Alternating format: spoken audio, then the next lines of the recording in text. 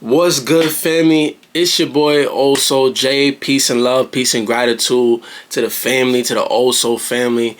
Y'all know how we rocking, man. So we about to get into this video. All right, family. So today we are reacting to how the law is made to control and not to protect. One thing y'all have my word on for sure. As long as I'm alive, right? As long as nothing tragic. Let me stop. Why am I talking like that?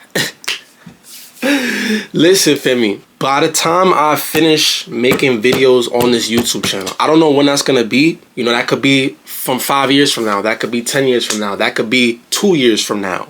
You know what I'm saying? Like, I don't know when I'm gonna stop making videos. Before I stop posting videos on my YouTube, we will cover everything, every important thing that I believe is important in this matrix and just in life, in this life in general. We really gonna get into it. Like, will everything be saved forever? I don't know.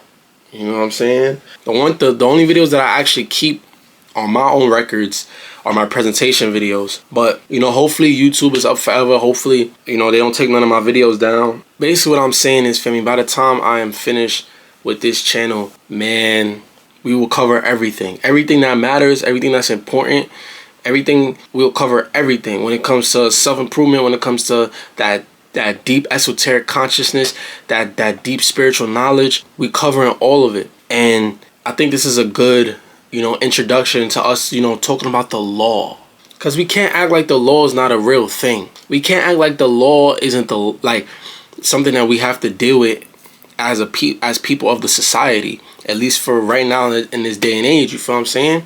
So it's good for us to have an understanding of where this comes from, why do we have this, how you could use it to your benefit, and how it can be used against you. And I also want to support the young sister, Bree Speaks, who's been popping up in my algorithm lately. So we're going to check her out. I've never seen one of her videos before, but we're about to check her out.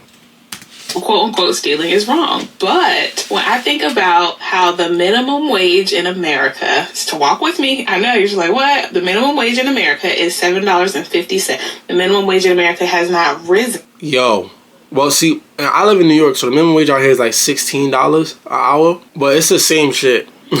It's the same shit as how most states is 7 something. Same thing.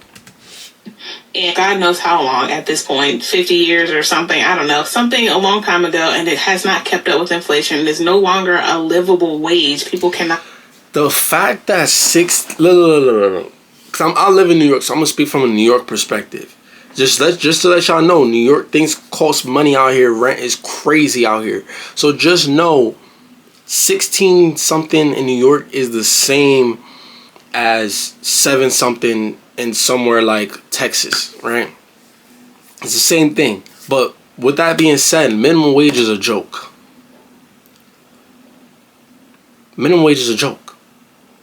How do you expect people to live? How? Let me put it to y'all into perspective for here. When minimum wage was first started, when it was first created, the rule was it was supposed to increase with inflation. As the dollar increased or as the dollar depreciated, minimum wage was supposed to rise. They have not stuck to that. Minimum wage should be at least $30 an hour. I think legally, if they really stuck to it, it would be around 40 to 50. It should be at least 30. It should be 50, 45. And some people might think, oh, Jay, you're asking for too much. That sounds crazy. Because people are perceived to make good money when they make that much an hour, right? Nah, they got it all twisted. They got us messed up out here, family. It's a whole monopoly going on around here with this fake money. And don't even get me started with the money. I was just talking to my boy last night about how y'all have heard before that the bank, like legally, they're only legally required to have 5%. Now, don't quote me on the percentage. I don't know if 5% is the exact percentage, but look this up because it's a low number. I'm pretty sure it's a single digit number. It's a low percentage of how much they are required to have of the money that they say they have. Meaning, if everybody in the world said, I'm going, like, let's say you have Chase Bank. If everybody who had Chase Bank said, I'm taking all my money out of my bank, they ain't gonna have it for you. At least most people, they're not gonna have everybody's money. They only have a certain percentage. They're literally giving you other people's money when you go to the ATM. Literally. That shows you how fickle and fake and fraud the money system is. It's just numbers on the screen, family. We know this already. So the thing about it is, if it's so fake, why couldn't they at least the wages be to a way to where a person who's willing to work a job can make a decent living? Now, don't get me wrong. I understand the whole concept of, okay, like most minimum wage jobs you're easily replaceable. They're basic jobs, so they're not going to pay you a crazy amount because it's simple. It's easy to do. Anybody could do it type of job, right? Like a retail job, for example. No offense to anybody who's working retail, you know what I'm saying? You got to get it how you get it. But I understand why a job like that would be minimum wage, the minimum wage, because it's a job where there's not a high demand for it. It's not a rare skill to work a job like that. But that doesn't change the fact that the minimum wage itself should be more. Just like how the people who have rare skills or who have a trade, they should get paid a lot more than they get paid as well. Every single person that works a 9-to-5 job should get paid 5 times as much as they get paid. 3 times, I would say. 3 times as much. Because, I mean, and that's why I feel and I believe in the future, that's going to be part of what's going to make the system fall. I feel like that's going to be one of the main driving forces. Because people are already, in today's day and age, we're already aware that the current economy and the job force and the work system is slavery. It's modern day slavery. Everyone's aware of that today. I believe in the future, I don't think it's going to be our generation, but I think in the next couple generations, like our kids or maybe our kids' kids or their kids, one of those generations it's going to start to make big waves in terms of like, yo, bro, I'm not doing this. Y'all not paying me enough to give you all of my time. Motherfuckers out here working 5, 6, 7 days a week. One of my family members, his wife, his fiance, she works 7 days a week. 7 days a week. Now, granted, it's different if you're doing something you're passionate about, you're an entrepreneur or something like that, you work 7 days a week doing something like that. It's a little different. But we talking about a 9 to 5, 7 days a week. You got to sleep 8 hours. You working. And sometimes you're doing overtime. You working 8 hours. Sometimes you might do overtime. Then you got travel time. You got to travel to work. When you get home, you got house chores to do. You got to eat. Imagine work. Matt, you don't even have. You're not even home. You're literally paying rent to have a place to sleep. Imagine that. Now, even for the people that are working 5 days a week. Saturday, let's say Saturday you trying to have some enjoy yourself. Then Sunday you do house chores, or let's say Saturday you relax or you do your house chores, whatever the case is. And then on top of that, motherfuckers be having kids. Man, we only 22 seconds into the video, family. Because this is something that I don't really talk about. I don't really talk about like the surface level basic when it comes to like, because on this channel we talk a lot more about the esoteric. You know what I'm saying? We talk more about the deep stuff. But this stuff right here is not deep, but at the same time, it's extremely important. You know what I mean? So let's talk about it. Live. Matter of fact, before I even play the video, I want to say this. Slavery has never ended. It has never ended. Before, you had to do work for the master for food and shelter. Now, they give you money instead of just giving you the food and shelter so you could pay for the food and shelter yourself. So you could go buy the food and shelter yourself. What's really the difference? You're still working for the master for food and money. It's not the same thing as providing a service and something that you want to do. At the very least, if it wasn't slavery, you wouldn't have to work as much as you work and you would make way more. Then we could talk, because I understand the world got to keep going, right? Somebody need to build houses. Somebody need to farm. Somebody need to drive the train, whatever the case is. Somebody needs to do certain things. Things need to get done. Somebody got to sell the goods in the store, whatever. Granted, I could understand that. Even though I 1000% believe there's a way better way of us doing that. And trust me, there is. I don't want to hear, like, bro, there definitely is. Trust me. You cannot sit here and say that this doesn't have to be this way. So granted, I understand some of these things need to get done. But what would make it not feel like slavery if people had actually enough to be able to do that and still have money to themselves to do what they want. But y'all know how it works. Money is so fake. If everybody was rich, there'll be no such thing as being rich. And it has, at least financially speaking, kept up with inflation. It is no longer a livable wage. People cannot live and take care of a family on $7.50 an hour. That, in my mind, is stealing. That is legal theft. That is slavery. Slavery. Stealing my energy, you are stealing my time, you are stealing my labor, and you are not paying me appropriately for it. That is all the money that is going into your pockets that I am not getting, all the time that I am spending here that is not being properly accounted for, properly evaluated, properly paid. That is theft. You are stealing my time, you are stealing my energy, and thus you are stealing my money, and you are not going to be held liable for that. That is legalized theft if I've ever seen it. Whoa, what is this? This just caught me off guard. Bree, what's going on here, Bree? What's going on here?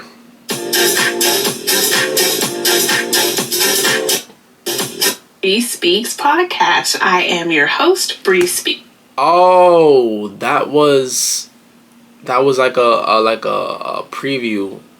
You know how they be doing like previews in the beginning of videos. And today we will be talking about the law and how it was created to protect the elite and only the elite. And I don't want to call them the elite anymore. I call them the former oppressors, because I will not give them the power of calling them my current oppressors, no matter what the current 3D looks like right now. Because my current 3D, nobody's oppressing me.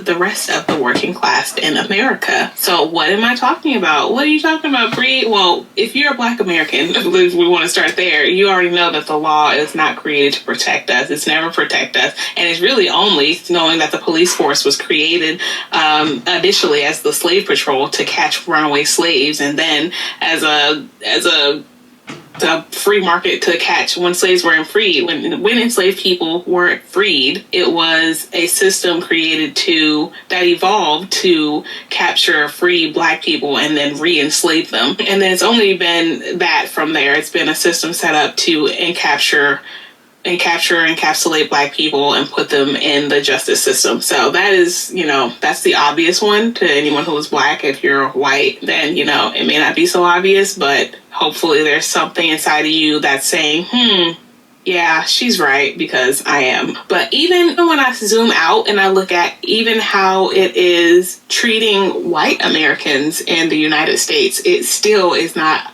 a system that is set up to protect more than it is set up to control. So what do I mean by that? I have a list of examples here that I want to go through. That's the thing, family, because I was just gonna say too, but I was like, let me just let her speak.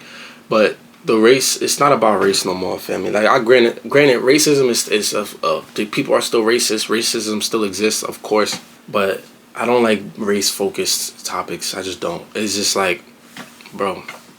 In this day and age, at this point in time, granted, we're coming out of an era, really like recent history, a long time of Black people, so-called Black people, being under the foot of Caucasians. But there are, trust me, it's not a like, oh, just because you're Black, you're gonna suffer, or you're like, nah. Like, there's white people out here suffering too. And that's not gonna get us nowhere, family. That's separation. That's part of she talking about the elites, the former oppressors. They want white and Black people to be separate. They want the so-called Black person to look at white people and blame every white person they see as if the white person is the elites. Every white person you see on a daily basis, like they're the elites, or the elites want to help the white man. Little secret for y'all: these former oppressors, these elites, they not even like real people. These motherfuckers is demonic. They're not even human. They're demonic.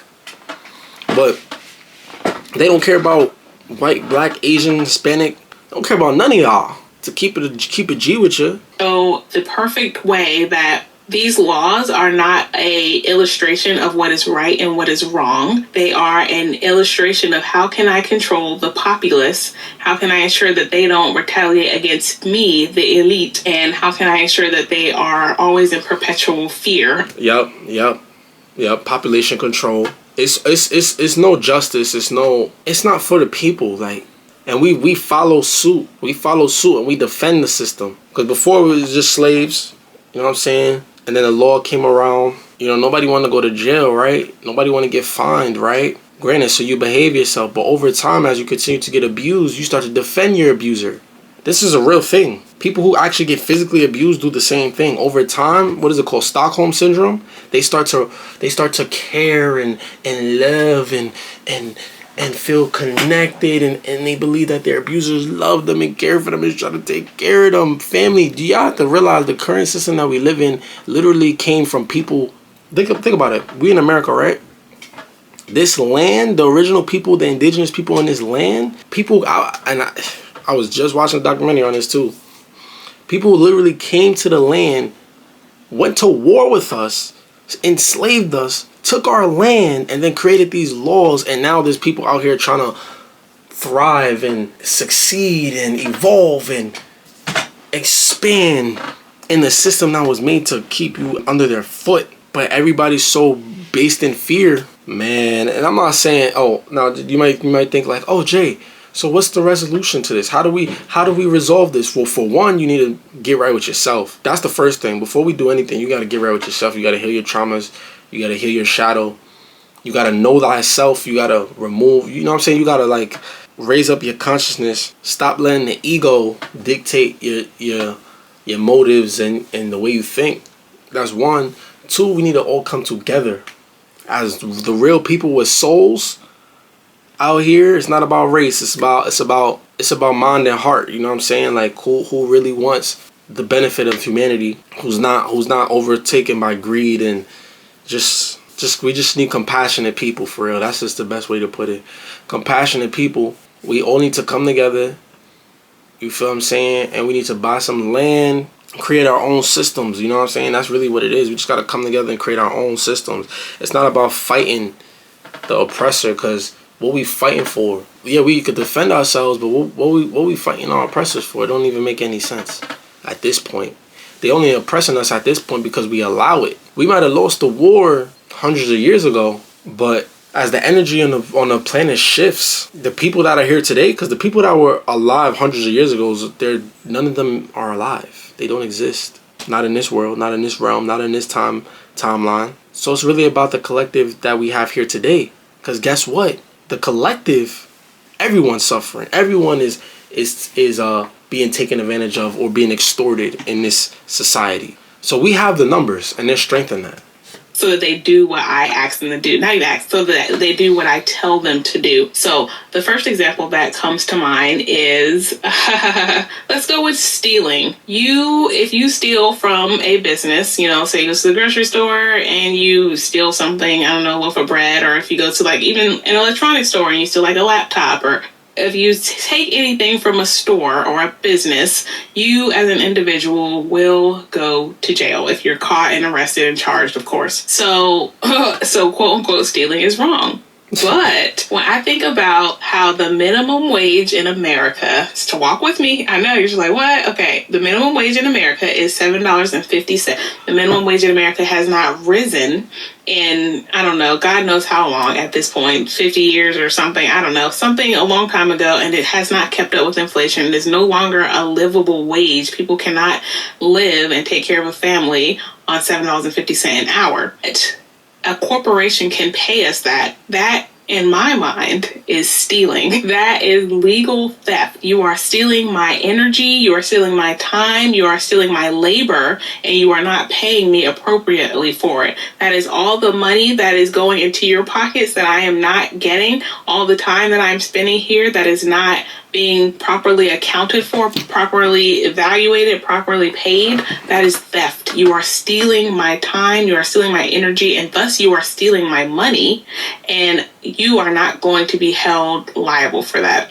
That is legalized theft if I've ever seen it. It's okay for a corporation to steal all of our earnings, but the moment we steal, but if the same cashier who works at a grocery store who can't afford something in that grocery store because they make $7.50 an hour as a merchandise stocker or as a cashier or as someone who works in that very building, so if they take something that quote unquote wasn't theirs, they are able to be put in jail. Who is the law protecting in that instance? It ain't the person who is stealing the loaf of bread. And knowing that they're saying that they're not going to pay people their food stamps this coming November, and people are going to go hungry for Thanksgiving, I'm just like, that's corporate theft. Y'all are stealing, not even just like, not paying people their food stamps, but I'm saying if people need food and they don't have food and they steal groceries, which is what's going to inevitably happen if people go long enough without food, right, and those people are going to be arrested. That is a method of control that only helps the elite.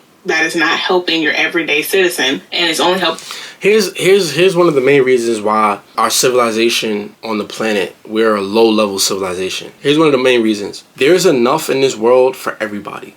Let's just talk about food, for instance. Nobody should be starving. If there were enough compassionate people, everybody would eat. There is enough in this world where, let's say, because I understand, people who are willing to work or willing to provide a service are willing to, let's say, like, you build houses, or you're a farmer, or you sell herbs, or you do something that's like valuable, right? You should get paid more for that. I know I don't know if y'all heard of universal basic income. There's been talk about how our civilization is leading up to that. That will happen in the future. That's right there is a good sign, because that's how it should be. Every person should be, even if it's a small little home, like a trailer or something. Every single person, whether they want to work or not, should be provided with food, shelter. Food, water, and shelter, at the very least. And then everybody else who does things to make money, or does bigger things to make money, they should just get more. The minimum should not be homeless and no food, right? Like, there should be things that are like literally free, literally. Now, as I say that though, it's like, I do understand, one of the laws in the universe is that you get what you give, but a big reason why people are even develop that mindset of, at the very least, right? Because if you think about it, there might be, you might think like, there's gonna be way too many people if you give them food, shelter, and they don't have to work for it, then there's going to be way too many people who don't want to work. How could that work? Well, listen, family. Me personally, I wouldn't be one of the people that just takes the bare minimum of universal basic income and does nothing. Like me, to me, you're not living. You got to, I have a purpose. I don't know. I can't speak for other people. But the way things are going with AI, when it starts taking everybody's jobs, they're going to have no choice but to do that. Because then, in the next 50 or so years, the homeless and starving rate, that shit gonna exponentially rise. So to prevent that, universal basic income is the solution. Listen, at the end of the day, we could get into the little details of how that would work. You in your right mind, any person with a brain has the guilty conscience, or the conscience, to understand people shouldn't starve. People were not born to starve. People should not be living on the street. It shouldn't be as hard as it is. It should be very simple. It's simple for some, Some people are on a certain frequency, they attract certain things, or they get certain opportunities, or they just have that will, that determination. But even the laziest person in the world should have some type of opportunity, an easier opportunity. It shows how low the human race, how low of a consciousness that the collective is in currently, or has been in for the last several hundred years, at the very least. On these grocery stores. So that is theft. That is just one example of stealing. That is okay if a corporation or an elite does it, but it is not okay if a regular person does it. It makes you think about old people who often they lose their houses whenever these developers come, and they the corporation will come and essentially take the person to court and do all these legal loopholes that a person cannot afford to pay for or understand, especially if they're like an older person who has a house in a neighborhood that is being renovated for, some sort of high value neighborhood. That person is going to be their property will be taken from them. The corporation will figure out some sort of way to dupe them out of their house if they don't want to give up their house willingly, and that is theft, but they steal through the law. Who is the law protecting? All right. Crazy. I think about unaliving people. Unaliving people is another. If we unalive someone, it's life in prison, right? It's 20. You get 20 years to life, or if you do it more than once, you get that charge on top of that charge. But how many times have we seen examples of corporations doing unsafe practices that lead to the end of their consumer, but nobody is held liable. Nobody goes to jail for that.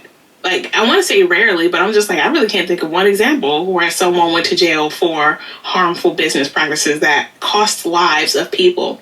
I recently heard about Ford, the car dealer Ford.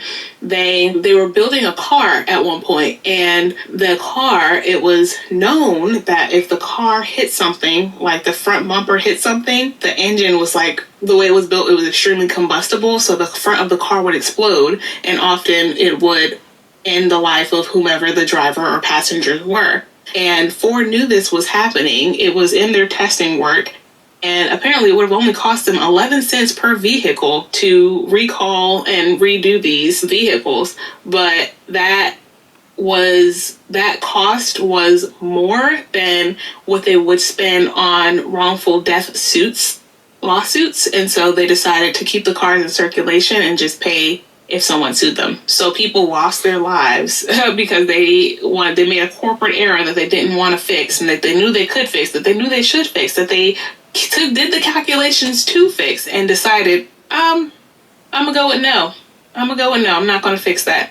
But that's legal. I think they pay in wrongful death suits. They pay fines, but what is a fine to some child no longer having their family, to a mother or a husband who loses the person that they love?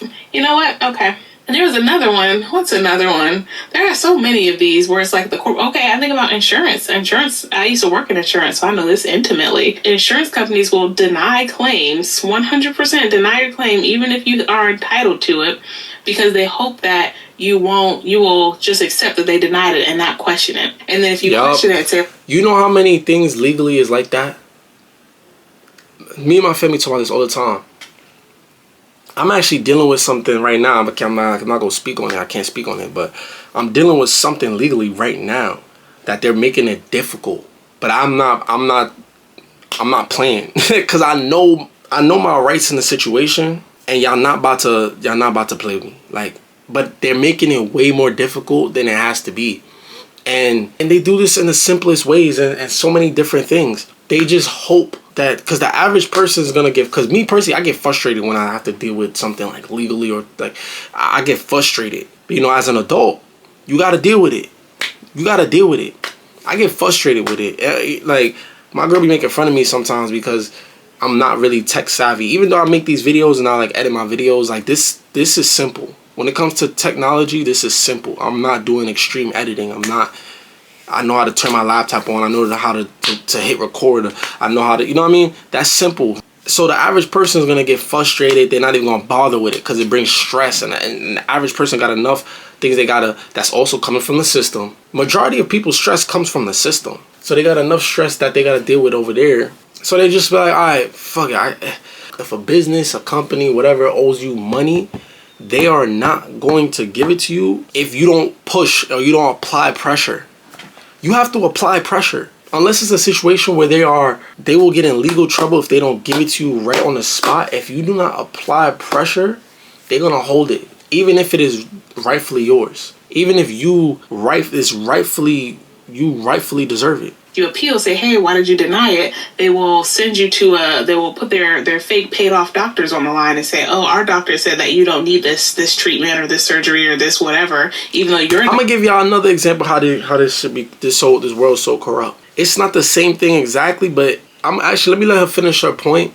Because what I'm about to say goes along with what she's about to say. Our doctor said that you don't need this treatment or this surgery or this whatever, even though your doctor who works with you, sees you, talks to you every day, said you need this. Their doctor who's never seen you, never talked to you, looked through some paperwork, and they claim that you don't need this medication or treatment or surgery that your doctor is saying that you need. And so that's why I be telling people, when you go to a doctor, if you feel something's wrong with you and you go to a doctor and the doctor tells you there's nothing wrong with you, one, we already spoke about this. I already mentioned this in the past. Like, you know how I feel about the health like about health overall and about medical school and stuff, things of that nature, right? That's one thing. Like what the doctors are being taught is to help or to benefit the business of the health and food administrations.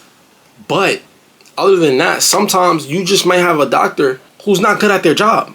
So I always tell people, I say, look, if you feel like something's wrong, you know, because sometimes, a lot of times, you know in your heart when something is wrong with you, and you go to a doctor. And let me tell you how I know this for sure. You go to a doctor and they tell you one thing, get another opinion. Some of these motherfuckers be lazy. Some of these motherfuckers don't really know what they doing. Some of these motherfuckers is trying to scam you, period. Now let me tell you how I know this. Years ago, I needed surgery. I ain't gonna get into the details about it, but there was something wrong.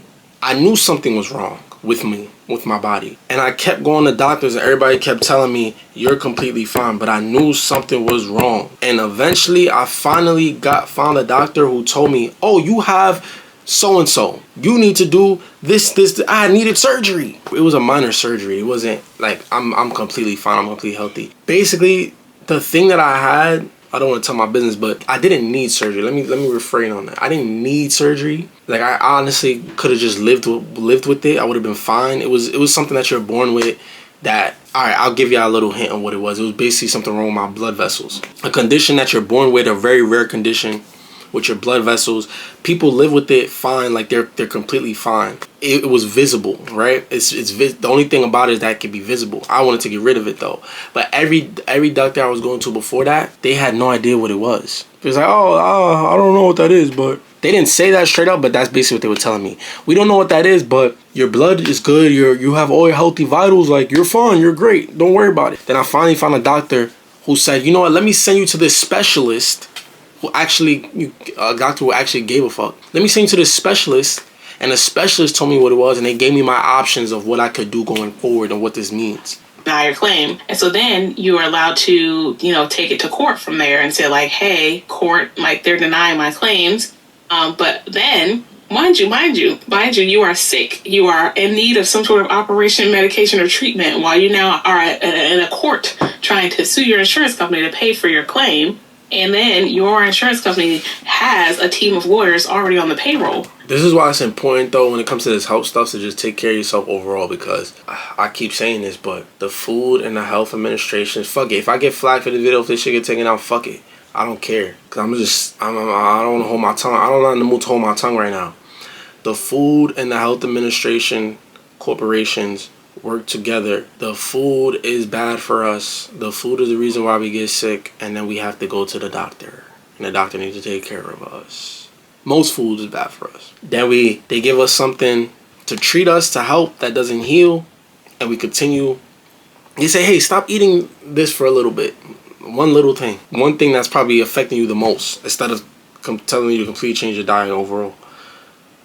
Right? That will help us, and then you give you a little medication that helps you. Then you go back to eating other bullshit, and then you after that, after you stop eating whatever they told you to stop eating for a certain amount of time, you go back to eating that as well.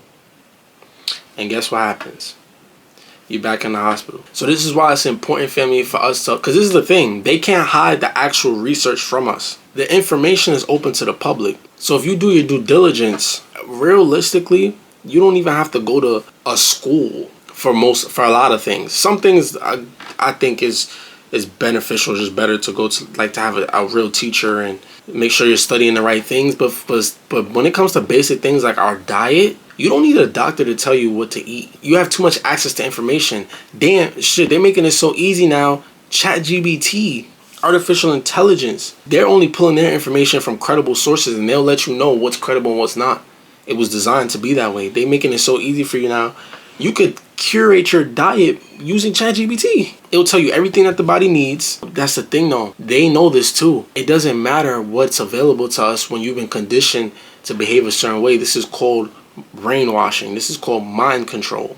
Let me continue though. Already do this every day. Who does this as a specialty? And so your likelihood of beating them is low, just based on the amount of effort you have that you can put in, based on the amount of money that you have. But if you're suing them because you want them to pay your medical claims, it's likely because you don't have enough money to pay for it yourself. And so for you to have to now pay for a lawyer to sue your insurance company to get them to pay for your medical treatments, it's like you might as well pay the medical treatments yourself to begin with. And they know that. And so you quit. You'll give up. It's not funny, but it's sad. But it's like, it's ridiculous. It's ridiculous.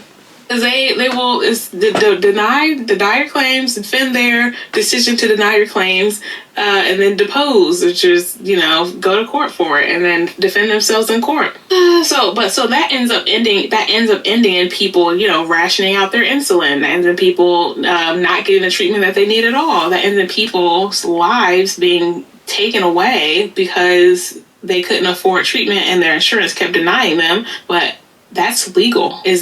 Are they sued for that? And occasionally they'll get a wrongful death suit. And again, it'll be cheaper to pay out $1 million or $2 than to pay $10 million for their treatment if it's like a rare orphan disease that takes multi-millions of dollars to pay. And then even if they have to pay that wrongful death suit, every one person that they actually do have to pay a wrongful death suit, they've saved millions of dollars for all the people who never went that far.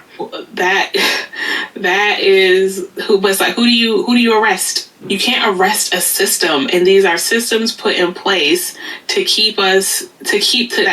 control the population. It is never to control the rich. The people who are causing the most problems, the systemic problems in society, those people are not held accountable because they are a part of a system. You can't hold the system accountable because then you have to hold them. That's why, family, respectfully, we all just need to get rich. Listen, are you conscious? You a glitch in the matrix. This is why it's important for us to learn the law and things of this nature. Because I'm not fear-mongering. I'm not about to just tell you what's wrong. The whole reason why we have to go through everything that we have to discuss and go through everything that is wrong is so then we know what to do that is right. We know how to maneuver through it. We have to understand it before we can work through it. Now, if we find our ways, the same way how she was talking about how they be using loopholes, they use loopholes to oppress us. If we find our ways to find the loopholes, like I was talking about buying land, coming together, if we find our ways to go through the loopholes, to build ourselves up, that's how we could really change the world. I talk about how the money system is a bunch of BS and it's fake and all that. It has power because we give it power. The only possible way, let's say I wanted to change the money system. Let's say I wanted to get rid of it. Let's say I wanted to create a new money system. I would have to become the money system before I can change it. Meaning, I would have to get rich in it to make a change from it. You know what I'm trying to say? When I say I don't literally just mean I'm talking about us as a collective. You know what I'm saying? The people who are on the same page. You feel what I'm saying? It's big. Then it gets big. It's like, that's one insurance company. If you hold them accountable for doing that, now you have to hold every insurance company. And this includes not only just health insurance, this is also how car insurance works the same way. As they deny as much as they can or pay you out. Car insurance companies, they work a little different in the way that instead of just flat out denying you, they'll pay you small, like you could be owed $20,000, but they'll offer you $1,000. Hope you go away. And then if you say no, I need more than this, you have to get a lawyer. And the moment you start paying a lawyer, it starts the cost benefit analysis ratio starts ticking. It's like, okay, do I pay this lawyer to try to get money? If I lose, then I'll lose more money than I thought. Or I cannot try, and then I know I'll be losing money, but will I win if I do try? And it's just like, is it worth it? I have to spend. It's just like, how much money will I gain if I do? Because I still have to pay this lawyer. It's just like, you start asking yourself, do I do this? Is my time worth it? Is the effort worth it? I'm already stressed out. You already got work, but who's going to jail for that? That's stealing. Nobody. Okay. What about destruction of property? If we vandalize a building, we're going to jail, right? But private equity firms, they buy businesses and strip them for parts all the time. Destroy all the services inside, destroy the products, leave nothing for the consumer, the thing that consumers used to love. And this is not even just going back to unaliving people. They've been buying nursing homes, and then they'll reduce the staff so that there are more patients per clinician. So it's like one nurse now has to take care of 10 old people versus 5. And an old person might, now you got this nurse stretched extremely thin. And if something happens to that older person, then is it the nurse's fault? No. it's the system's fault for making her overworked and underpaid and tired. But will the system go to jail? No. If that same nursing home can't, like if a private equity firm buys that nursing home and strips it of its medication and takes out all the medication that the patient needs and says, no, now I gotta take Tylenol now, and so the patient starts passing away sooner, who is the law protecting? Not us. Lying. Another one. Oh, well, I'm gonna finish. It's all smoke and mirrors and deception, family. In the property, PE firms, they destroy businesses. It's the long story short of it. They destroy them and sell them for parts, but no one goes to jail for that. So lying, perjury is wrong and you'll go to jail or you'll have a large fine. But it's like, not if you have enough money to prove that you didn't know that what you said was a lie, or to prove that. It's just like the court is set up so that if you have enough money, like it's like, I don't know, as I say it, it's obvious, but the court is set up that if you have enough money, you can get away with literally murder. Literally, you can get away with anything if you have enough money. And who has enough money? The elites. And so it's just like, and again, it's set up so that if you have enough money, you can create systems that will perpetuate crimes for you, and then you can... For the most part. Well, yeah. Because I was going to say, there's some people who be really rich, because y'all see what's going on with Diddy. You know what I mean? They get caught up But then again, maybe, granted, I understand Diddy was a billionaire or something like that. I don't know. I don't watch the man podcast. I just know he's considered a very rich man. But it's then again, maybe if he had a little bit more, you know what I'm saying? And even so, from what I've seen, I don't even think the charges was even justable. You feel me? So I agree with her. For the most part, if you got it, you definitely could pay somebody off for a lot of things. Man.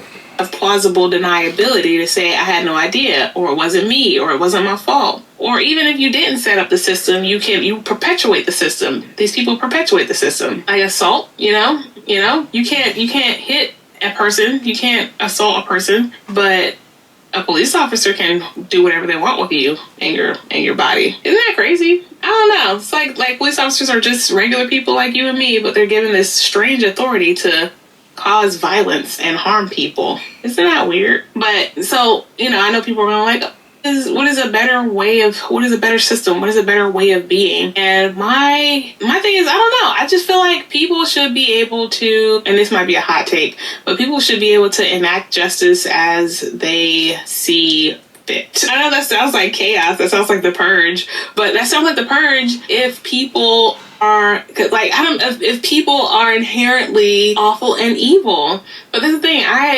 Maybe I'm a positive person, but I feel like people are not inherently evil. People are not inherently bad. And if given the opportunity, people would not choose to unalive everybody within their arm's reach. I just feel like people wouldn't do that. And I feel like the only people that they would try to hurt, harm, or take out are people who have done them some sort of harm. But if it's a society who, I don't know. I'm thinking, if two people have a problem with one another, they should be able to fight it out. And, whoever wins, wins, and that's that. And it's just all right, you whoop my behind. I will no longer, disrespect you. Or, if they were fighting over something, it's just let people just duke it out in some sort of way, that they both mutually agree on, right? Because if it's a person who's very small and someone who's very big and they disagree on something, maybe it shouldn't be a physical fight, but it could be...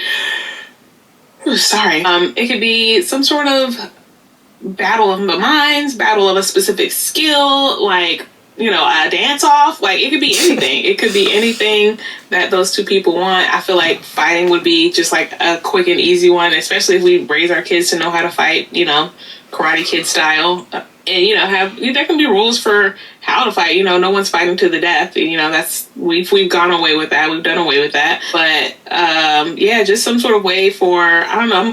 See, I like where her mind is going, though. I don't know about what she's saying specifically. I don't know if I agree with that, but anything's better than what we currently have. or at least or what the system looks like. So I like how her mind is that's exactly what you see, how like my mind was already there, like talking earlier in the video, and you see where her mind is. Like, look, she's thinking different. Like, she's thinking of how to have a different system. You know what I mean? Like, she's thinking of ways to change the system. This is the time period that we're walking into with family. This is the inevitable future of humanity. This is the near future of humanity. She looks like a young woman. She's probably near my age, maybe younger. She looks like she's in her 20s, her early 20s. Maybe older. I don't know. She looks like she's in her 20s, right? This is the type of mindset we need to have going forward and pass it on to our children. Because they carry that mindset, and over time, I mean, I'm trying to take action on change in this myself in this lifetime. But over time, as we continue to influence, the numbers will grow. More people will stand for it. A fan of street justice, I guess. It's like, I just feel like justice should be kept within the community, because the community knows what the community wants. The community knows the community's values. The community knows what they idealize as right and wrong. And so once you outsource your ability to hold people accountable to a outside third party source, then people get reckless. People don't feel like that's it breeds narcissism. It's like, because narcissists are people who don't feel like they ever have to take accountability for their actions or for the harms that they cause, and they feel like they deserve everything that they get. If it's positive and if it's negative, it's not that they don't deserve. They don't think they deserve punishment. They are entitled to whatever they want. So anyone who tries to hold them accountable for something negative or try to punish them are their enemies, and they now will retaliate and seek retribution or revenge against them. So yeah, I feel like if you don't hold people accountable ever, and you feel like you can't hold them accountable ever, then it breeds those kind of people who feel entitled to everything and feel like they should never be held accountable because they've never been held accountable. It trains their brains to do that. Even when it comes to like my kiddo, I'm just like, I never beat my kid, and I regret that. That's the thing, is like, I regret that. Not that my kid is bad by any means. There is maybe she is older than me. There's a lack of respect, a lack of urgency that comes. Like, he's getting more respectful with time. Kids need discipline, in my opinion. I don't think you need to beat them to give them that discipline, though. I don't know, like, her situation, but that's where like the father has to step in, or even the mom could be that too. But I feel like it's really the father's job to where you gotta intimidate them a little bit as a kid, not make them scared of you. And look, I'm not abusive. Like, look, all you sensitive people, like, relax. Cause I mean, I'm from Brooklyn, so if you from Brooklyn, you was probably disciplined in some type of way. Not to say I got beatings growing up like that. I would get hit here and there, but I was a pretty obedient kid. So and the big reason for that is because I'm an old soul. Like, I just knew better. I just understood. But, you know, as a kid, you're going to have your moments, you know what I'm saying? You're going to do little things, you know what I'm saying? Like, I used to cut school and stuff, so I get in trouble a little bit here and there. But discipline is important, though. Not saying you got to take out a switch wire and a belt.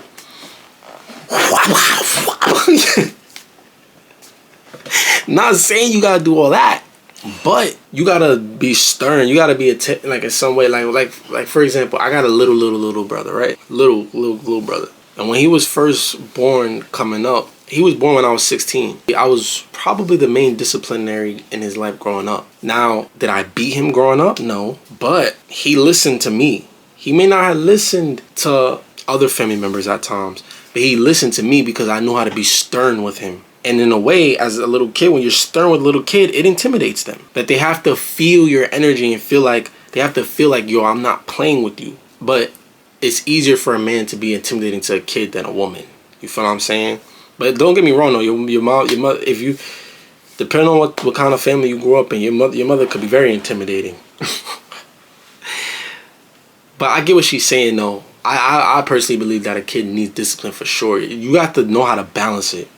Because you don't want them to resent you. If you just discipline them, but you don't show them no love, they're just going to resent you or fear you. But if you give them a healthy balance of, like, I'm going to discipline them when they step out of line, but but every other moment, every other instance I'm around them, I'm going to flood them with love, they're going to understand, like, they're going to be able to recognize when you're not playing and when they're still going to be comfortable with you. Because trust and believe, my brother, my youngest brother, to this day, I could discipline him. Or if I get serious, you know, I get what she's saying, though. If he got more beatings growing up, it would probably be a lot easier. Sometimes I gotta really like apply that sternness, but I probably wouldn't have to as much if he got beatings growing up. But I think I don't think you have to beat him. But then again, some kids just be better than others, because we gotta remember, we souls inside the body. So some people come down or come into the bodies with like certain traits of that in that nature. But like I was saying though, at the same time, my youngest brother, he's very comfortable with me. He comes to me when he was little, around that time. The same, I'm talking about when he was a little kid back years ago. Around that time, the same way how I'll be the one he'll listen to when he's doing something bad or I get stern with him. I was also one of the first people he would come to when he let's say like a little kid, he falls outside and gets hurt and he wants to come to somebody. I'd be one of the first people. Remember there was one time he hurt himself, and you know he's a mama's boy for sure. He love our mama, but there would be times where he'd rather come to me. That's that balance, family. But I'm getting on a whole tangent about that. He's 12 now, going into 13, but oh yeah, she's probably way older than me. Shout out to the queen, man. She probably way older than me. I was thinking she might be younger. She talking about he 12 going on 13. Like, I just know the respect would have been there earlier, and it would have been ingrained much more deeply had he gotten his behind whooped from a younger age, from a young age. And I was been doing studies on, you know, on disciplining children, and in general, when it comes to, you know, physically disciplining children, all the studies show that it's not physical discipline that is the problem. It is physical abuse when it is unpredictable to the child. So everyone who's beat. Yo, future parents or current parents, put a note on that. I like that right there. Grow up and they say, well, I got beat and I'm fine. And I am one of those people. I got beat and I am fine. Yeah, the kids who come out not fine are the ones who had, like, you know, a parent who drank a lot. Right, like the parent who was just taking their anger out on their kid. You got motherfuckers like that. Parents that they going through stress and they like she said, getting drunk and stuff, and they want to hit their kid for some little dumb shit. That's abuse. And they start hitting them worse than they need to get hit, or beating them worse than they need to beat. Man, you a grown-ass man or a grown-ass woman, it's a little kid. A couple little taps on the behind, that's going to be enough to get them in line. You feel me? Not beating the shit out of them. Because you hate your boss and you can't hit your boss. It's not funny. Would come home and, like, sometimes they're happy, sometimes they're sad, and if they were sad or mad, they would, you know, hurt them. But right. It was always very unpredictable when those punishments would be coming. That is when your brain takes that in as trauma and you become a traumatized person. But when I was a young child, if I did something wrong, I knew exactly what was coming after I did that thing that was wrong. Exactly. Like, there was I never had to guess if I was in trouble or not. It was like almost even, it was. That's what discipline is for. When it's done the right way. She just said it. When she knew she did something wrong, she knew what was coming after that. Discipline is to teach the kid, it's okay to do this. It is not okay to do this. And then I feel like the next step after that is, as they get older, is helping them, is communicating with them after why you have to discipline them for this, or why that wasn't okay, and why this is okay. Make them understand it as well. Even, I'm talking like I got kids. I don't even got no kids, family. But come on. These are things that I will be implementing for sure. Decision with the knowledge that I will be punished later. It was a choice that I am taking this choice and I know the consequences that will come. And that is a different environment than no matter what I do, I still may or may not be hurt, harmed, or, you know, abused in some way. That is a different situation. Children cannot grow up in an environment like that. But I didn't know that when I had my kids. So Family, I remember one time, because she got me reminiscing about, like, as a kid, when you know if you did something wrong. I remember, y'all know what I feel like when you did something wrong. The type of fear you used to feel as a kid, when you did something wrong, you felt like you was about to get caught. You just got caught. Knowing damn well, like, for me, like, when I would get in trouble, like, it wouldn't even be that bad. But I still be. There was this one time I remember me and my cousins was being wild. We was little kids. I barely remember this, but I remember how I felt. We was just wilding. We was just being bad. We were jumping on the bed. We was just making a ruckus. We was just being kids, wild kids. And our family kept telling us to, I think it was like my grandparents, my uncle, and they kept telling us to stop. We wasn't listening. Then my uncle got mad. This is what I mean by that disciplinary. You feel me? My uncle calls me. My uncle calls us to come up the stairs, you know, in his stern voice like that. You know, now, like I said, applying that sternness. And one by one, as we came up the stairs, because we were in the basement, one by one, as we coming up the stairs, everybody get a little slap on the back of the head. Mind you, the slap didn't hurt. Like, it was a little rough, you know, it was a little like a little kill like that, you know what I'm saying? But it didn't really hurt. But as you walking up them stairs in that line, we walking up that shit like a line. I remember I'm watching my cousins, boom, one, boom, two, boom. I'm watching them one by one getting slapped in the back of the head. And I remember the fear I had walking up them steps. And like I said, the slap didn't hurt. But as a kid, I understood. We were messing up the basement. We were jumping around. Somebody could get hurt. Probably gonna break. We used to break stuff all the time. So I understood why what we were doing was wrong and why it was wrong. I also understood I'm not gonna really be hurt from this smack in the back of the head. But I still was afraid of it was the energy, the anger, you know what I'm saying? And it was justified though. As a kid, I understood that. There was never any resentment growing up after that because I understood and it was justified. I was under the presumption that beating your kid is bad, and if you ever beat your kid, you're a bad parent.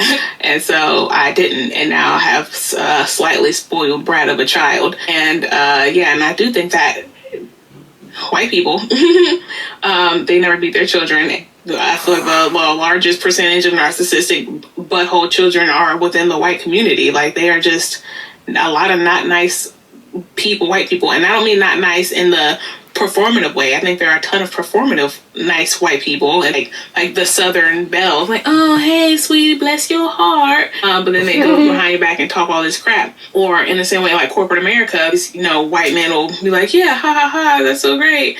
But then goes raise your premiums and slash your health care and or haha, that's so great, and then sell cars that she got a point will blow up and kill people. So that's the kind of people who grow up when they have no compassion is the number one thing missing in this world. There's too much greed, not enough compassion, or they're really not held accountable for their actions at any point. And that is what the systems, that's what the justice system does. It holds people accountable who can't afford to not be held accountable. And then the people who can afford to not be held accountable, which are the people who are never held accountable already, they continue to do crimes or criminal activity because they have the resources to not be held accountable. That is why I'm like, it should be that there should be no justice system. There should be no justice system. It don't work. Like, everyone says the justice system is broken. It is broken. And it's only there to terrorize the black community and to make white people feel like, to make them fear.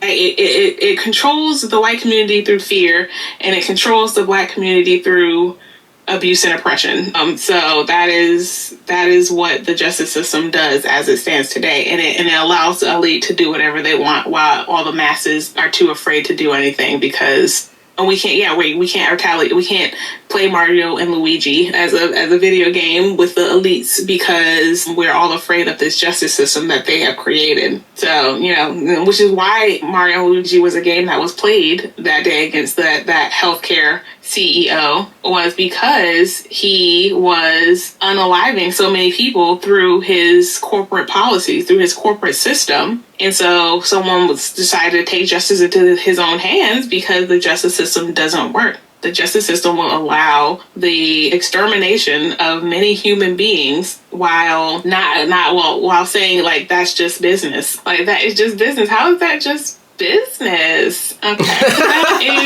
That is all for today. That was funny. The way she said that was funny. Is what the heck. That is what the heck. If you like this episode, you'll like my recent episode on plausible deniability and how it is the root of all racism, and how it deals with the courts as well. You know, they get away with everything as long as they can say, no, it wasn't me. Thanks for coming. If you don't already, please do follow me at Bree.speaks on TikTok and Bree Speaks Podcast on Spotify, as well as Bree.speaks on YouTube. And I will see you. Hope you learned something. Hope this was enjoyable. Hope it was some good food for thought. And I'll see you next time. Shout out to Bree Speaks, man. Y'all go check her out, man. I enjoyed that video. I thought that was a very informative, good video. And if you like that, the next video that I'm gonna react to, which will be coming out the day after this video comes out, also speaks a lot about control. But I haven't seen the video, but based on the title and the thumbnail, I'm assuming that it's going to get a lot deeper with control and more of like a mind control. I mean, what she's speaking about here also is, in a sense, mind control as well. But we're about to take it to the next level with the next video. So make sure y'all stay tuned and check out that one. We got a lot more content in the way. I love y'all.